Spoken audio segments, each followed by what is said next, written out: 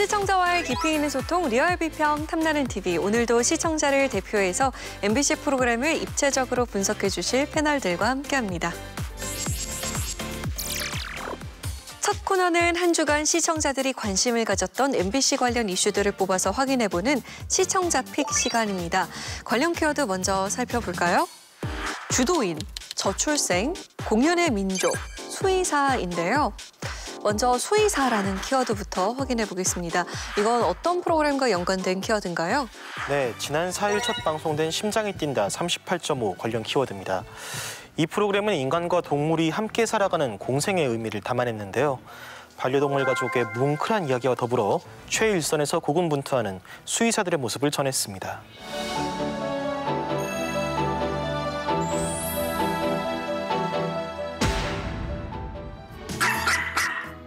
동물들이 아픈 부분에 대해서 말을 해주지 않기 때문에 그 부분을 찾아내야 됩니다. 이곳은 아픈 동물들을 위해 24시간 불을 밝힌 치열한 생애 현장입니다. 아이고. 발을 엄청 다쳤네요. 저 사고 순간을 못 봤어요. 그 앞에 차가 많이 다니는 길이거든요. 쩌룩쩌룩 거리면서 이렇게 오고 있는 거, 그걸 본 거거든요. 지금 9.5도 나오고 있고요. 20분 전에 처음 됐을 때 40.9도 나왔던 애라서. 너무 높은 거 아니에요? 막둥이의 입원이 결정됐습니다. 아유, 강아지도 긴장한 것 같은데요. 얼마나 무서울까요, 지금. 보호자도 없고. 그러니까. 호흡곤란으로 병원을 찾은 이 환자는 16살 까미입니다. 노견이구나. 원활하게 숨 쉴 수 있도록 산소줄을 코앞에 대주지만 까미의 가쁜 숨은 쉬 나아지지 않습니다. 폐성 고혈압이라고 해가지고 어릴 때부터 계속 숨을 조금 가쁘게 쉬거나 그런 것들이 만성적으로 누적이 돼가지고 폐 쪽의 기능을 조금씩 갉아먹는 거예요. 2년 전부터 까미와의 마지막을 준비했건만 아직도 까미를 놓을 수 없는 노부부. 까미가 더 이상 아파하지 않게 오랜 시간 고민한 끝에 결정한 안락사. 사랑하는 가족의 품에서 마지막 숨을 거두는 까미. 어떻게 하면 다시 내 다리로 걷게 할 수 있을까 고민하는 의사가 있습니다.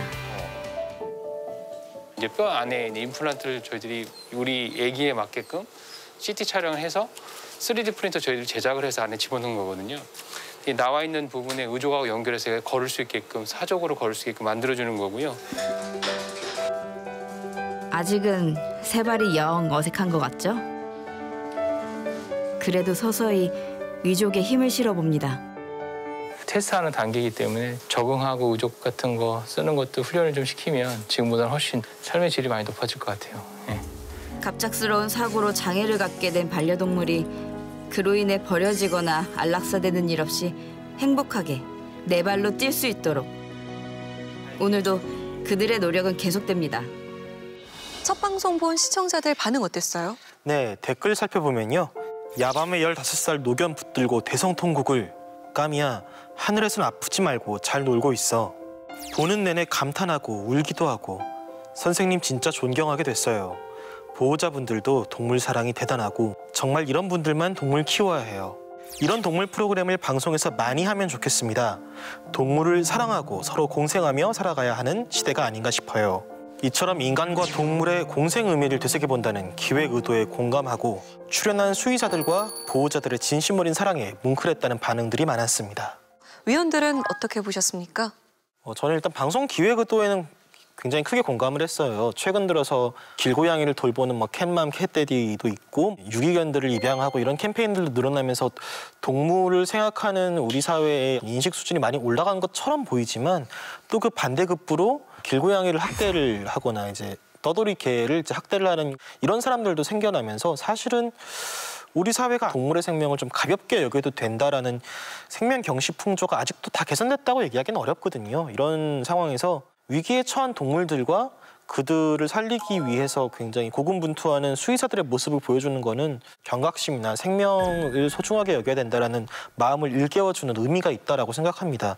근데 다만 노령견 까미와 이별을 하는 어떤 모습, 이 에피소드에서는 이제 안락사를 택하고 이제 이별하는 장면이 묘사가 됐는데요. 임종 장면이 좀 여과 없이 그대로 나왔단 말이죠. 저도 이제 집에 노령묘 2마리를 키우고 있는 사람이라서 사실 이런 이야기를 보면 좀 남 얘기 같지가 않아요. 그리고 또 최근에 이런 비슷한 경험을 한 사람들이 있다라면은 이 장면이 굉장히 보기가 정서적으로 좀 힘들었을 거고요. 그런 부분에서 좀 더 세심하게 묘사를 해줬으면 좋겠다라는 아쉬움이 약간 남았습니다. 저도 노경 까미 보내는 그 노부부 이야기 너무 이제 가슴이 아팠거든요. 그 과정에서도 조금 그래도 좀 주목할 만한 지점이 하나 있었던 건 뭐냐면 그 수의사는 어떤 마음일까라는 부분도 사실 좀 궁금했거든요. 근데 수의사분이 앞에서는 그 모습을 못 보이고 뒤에 가서 울더라고요. 동물 치료하는 거를 되게 좋아하고 동물을 좋아해가지고 저는 한 케이스인데 근데 조금 타격이 좀 크기는 해요. 항상. 어떻게든 다 해서 살려놨는데 뭐가 됐든 안 좋아서 떠나면은 애기랑 쌓아놓은 유대도 있고 보호자님이랑 쌓아놓은 유대도 있고. 그래서 아 이게 수의사라는 직업이 병만 고치고 하는 것만 하는 게 아니라 끊임없이 유대관계를 가져가면서 본인도 똑같이 뭔가 펜로스의 어떤 느낌을 받는구나라는 거를 그 방송 프로그램 통해서 좀 확인한 부분들이 되게 괜찮았어요. 그리고 다치거나 좀 아파서 걷지 못하게 된 장미, 보미 같은 반려견 이런 포기하지 않고 끝까지 보건수술 통해서 어떻게 하면 좀 더 나아질까를 계속 고민하는 모습 그 자체가 어떤 면에서는 되게 숭고한 느낌을 많이 줬고 우리나라의 그 수의학도 발전이 어느 정도 많이 됐고 그런 것이 앞으로도 좀 더 발전했으면 좋겠다는 생각을 해봤습니다. 어떻게 하면 인간과 동물이 함께 공존할 수 있는지 하나의 좀 해법을 잘 제시해준 방송이었다는 생각이 좀 들었고요. 이 국내 수의학과 최초로 3D 프린터 기술을 활용해서 반려동물에게 잃어버린 다리를 선물했던 이해범 교수의 사연 같은 경우에는 좀 흐뭇함과 기쁨을 주는 부분도 있었다고 생각을 하거든요. 저는 이해범 교수가 한 말 중에 좀 여전히 좀 기억에 남는 건 가급적이면 안 된다 이게 아니라 얘한테 가장 이상적인 치료가 뭘까를 계속 물어봐요. 그런 문제의식 그리고 좀 긍정적으로 시각을 가지고 있기 때문에 이런 새로운 신기술을 도입을 해서 반려동물들의 아픔을 좀 이렇게 치료해주는 그런 적극적인 행위를 할 수 있지 않나라는 생각이 들고요. 좀 더 다양한 동물들의 사연을 만나볼 수 있기를 기대해 봅니다. 다음 키워드 살펴보겠습니다. 주도인인데요. 이번 키워드 이지혜 위원이 준비하셨죠? 네, 지난 6일 방송된 나 혼자 산다 관련 키워드입니다. 이날은 오랜만에 무지개 회원들이 야외에 모여 제1회 주도인 클럽을 열었는데요. 심상치 않은 몸풀기부터 동체 시력 훈련에 철봉 운동까지 무지개 무술 꿈나무들의 뜨거운 열정이 시선을 모았습니다.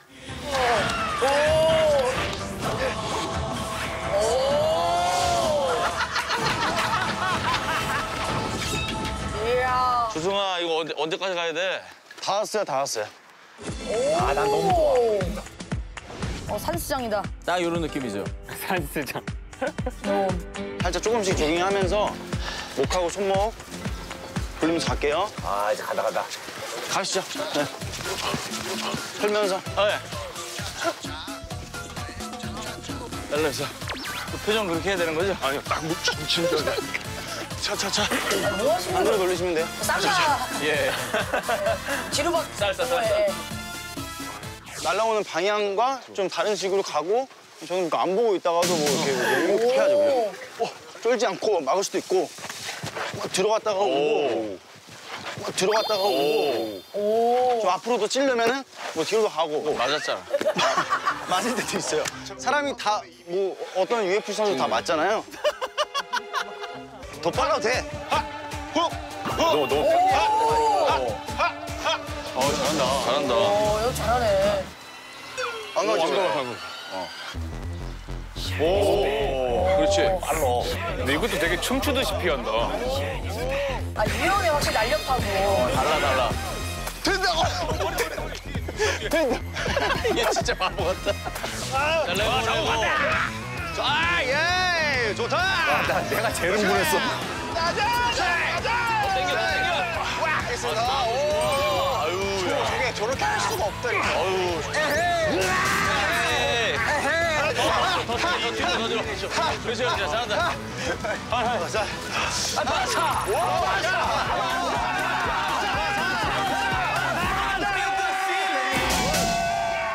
시청자들 반응 어땠나요? 네, 댓글 살펴보면요. 오랜만에 TV 보면서 한참 웃었네요. 이 조합 너무 잘 어울려요. 뭔가 다들 친해 보이고 알게 모르게 챙겨주는 모습들이 좋아 보이네요.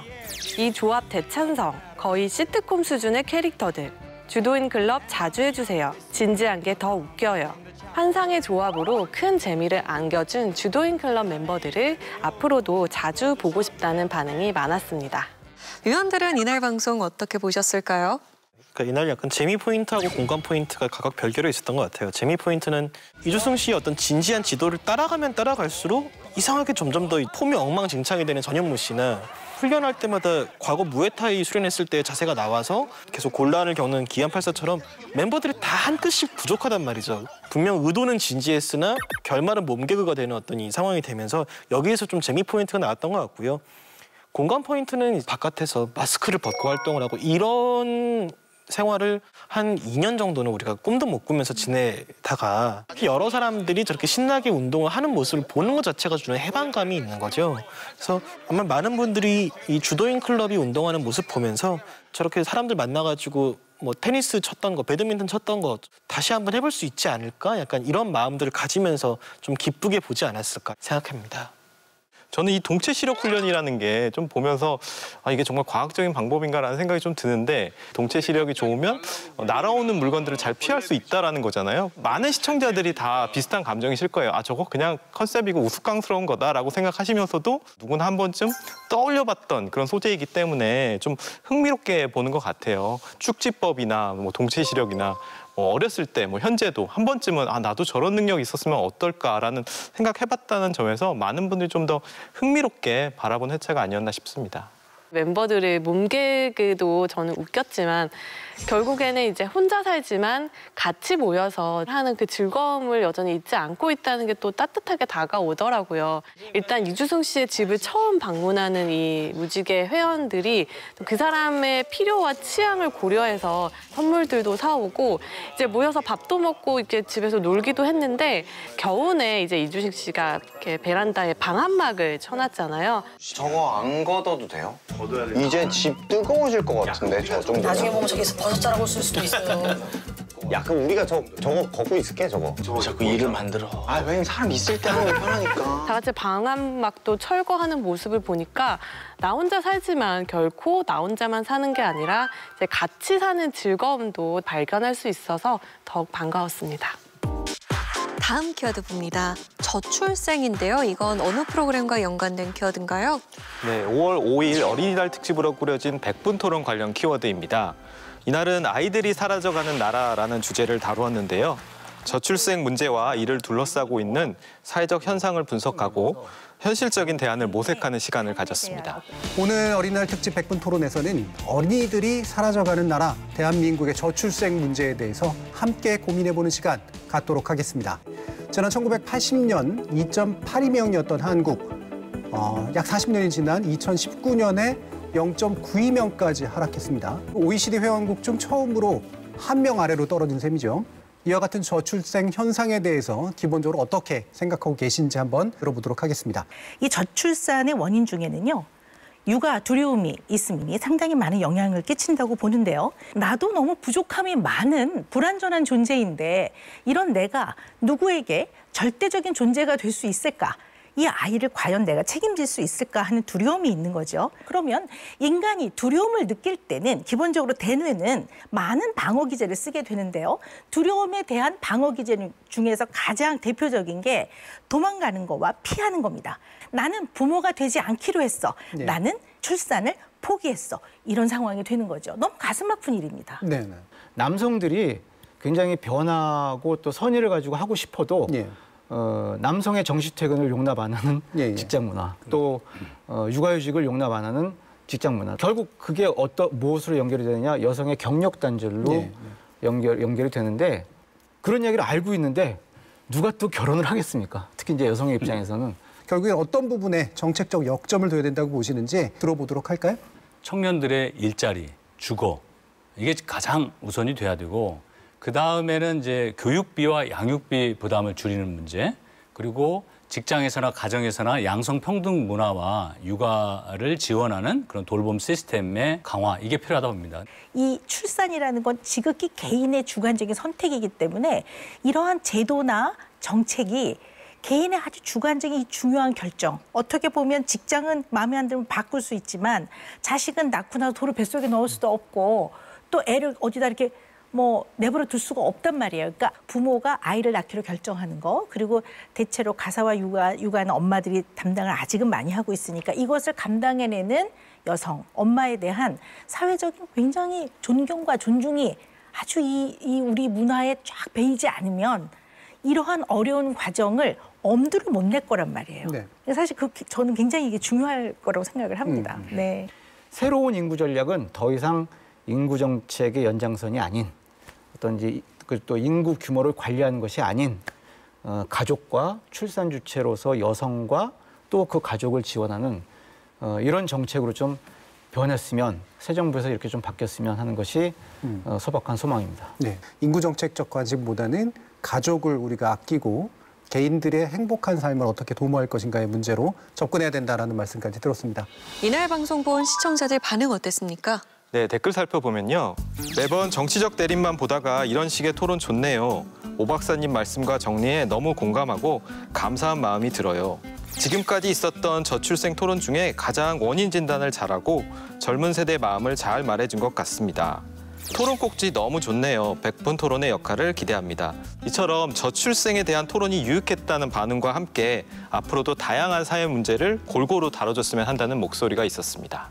이번 토론에는 오은영 박사와 이 분야 전문가인 정재훈, 김윤태 교수가 출연하는가 하면 42인의 시민 논객들이 함께 자리하기도 했습니다. 위원들은 어린이날 특집 100분 토론 어떻게 보셨습니까? 일단 전문가들의 공통된 지적이 있었어요. 양육 부담과 경력 단절, 결혼 회피 등 여성이 느끼는 구조의 압박이 크다는 현실에 대한 진단과 함께 성평등이 이루어지지 않는 한 그 어떠한 정책이 투여되어도 실효를 거두기 힘들 거라고 했는데, 이 모든 지적들이 굉장히 의미 있었고 정책 결정자들이 굉장히 귀담아 들어야 하는 내용이었던 것 같아요. 이날 초빙된 전문가들의 진단에는 모두 공감할 수 있었거든요. 근데 생각해보면 지난 몇 년 동안 계속 이 주제가 나올 때마다 이야기가 됐던 부분들이거든요. 이날 만약에 입법에 책임이 있는 각 당 국회의원들 혹은 이제 정책위 의장들을 불러서 대책을 촉구를 했다라거나 혹은 정책 담당자들을 이제 불러와서 지금 일이 왜 안 되고 있는지 한번 얘기해 보세요랄지 구체적인 이야기를 하는 방향으로 우리 나갔었어야 조금 더 생산적이지 않았을까라는 아쉬움이 남습니다.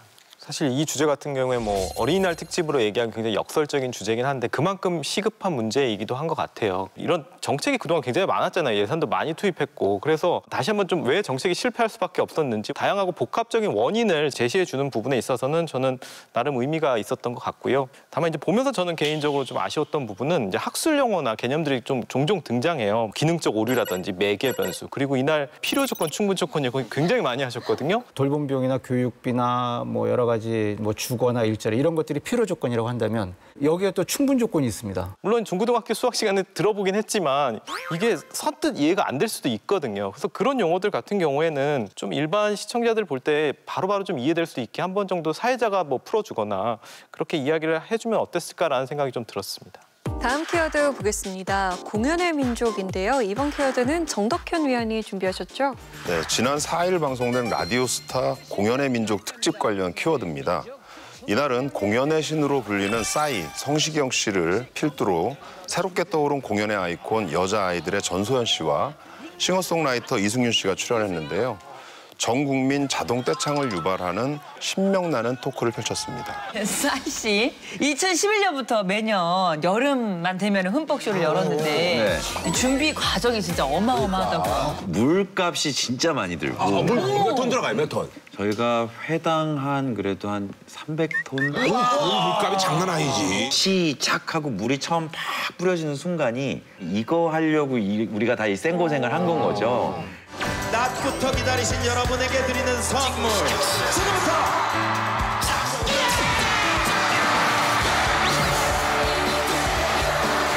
그리고 이제 바닥은 이제 다 젖어 있으니까 너무 미끄럽고 그래서 저는 딴 건 모르겠는데 그 안 미끄러지는 노하우가 굉장히 많이 생긴 것 같아요. 무대 위에서. 어떻게 하면? 무게를 약간 뒤에다가 이렇게 뒤꿈치에다가 둬야지. 이거 원래처럼 앞꿈치로 하다가 정말 날아가거든요. 나를 또 살려고 또. 저는 형 공연장 가면 좀 무서워요. 어떻게 저렇게 사람이 계속 뛸 수가 있지? 이러면. 두 번째 노래 반 할 때까지 계속 소리 지르고 있는 거예요. 노래 들을 생각도 안 하고. 미련하게 와 아무도 모를 것 같다. 와 그러니까 와를 하다가 그다음에 시경이가 노래를 들어주세요 하면은 노래를 따라 불러요. 근데 노래를 가수보다 훨씬 크게 따라 불러요. 그러니까 김태우만 모여있어요. 발라드인데 널 그래는 널 부르는 이승윤 씨가 싸이 때문에 뜻밖의 섭외도 받았다고? 명곡을 재해석하는 프로그램에 불후의 프로그램.